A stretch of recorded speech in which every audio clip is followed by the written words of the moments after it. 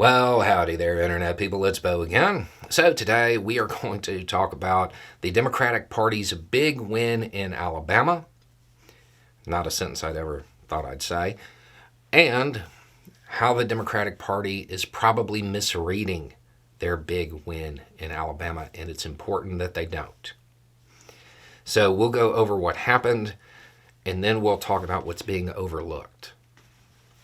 Okay, so in an election for the 10th District State House there, the Democratic Party ran Marilyn Lands. She has ran before in 2022, and she lost. Not by a little bit. She lost by, I think, 7 points. With 99% of the vote in, she has captured 62.4% of the vote and has won in a landslide. So what happened, right? First, she ran a really good campaign.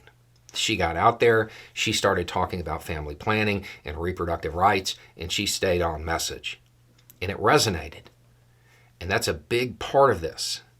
But there's something else. There's something that's being missed, and the Democratic Party cannot afford to think that this is going to be the default. That wins like this are going to be common just based on that one issue. Longtime viewers of the channel, you'll probably remember this series of videos. I think the first one was in April of 2022, but the one where it is spelled out very clearly is in October of 2022. And it's when the military brass whistled to the entire force about restrictive laws. And in that video, I'll put it down below, I lay out a chain of events that is going to occur at that point in time.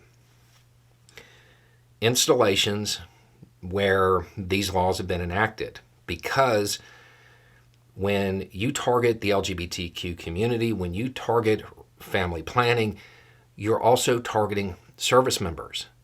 And if they don't want to be at that installation, and they don't stay in, it becomes a readiness issue. So those installations, they don't get selected for expansion. Then commands get moved away. Then the community outside takes an economic hit. And then the politicians pay for it. That's the chain of events. In May of 2023, we talked about the find out portion of the show. Remember Space Command not moving? I actually think this is the video where I said Space Force throughout the entire video. That's embarrassing. Anyway, Space Command, it stayed in Colorado. Where was it going to move to? Redstone, Huntsville. Guess where the 10th District is? So it still has to do with family planning. But this community, this area, they've already seen the economic impacts of these horrible laws firsthand. So it's a winning issue, obviously, but the win is more pronounced here because they've already experienced it.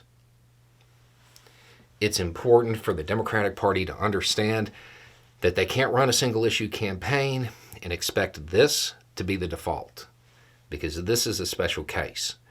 It doesn't take away from the campaign that Marilyn Lands ran, because it resonated, and it resonated there even more because of the things that have occurred.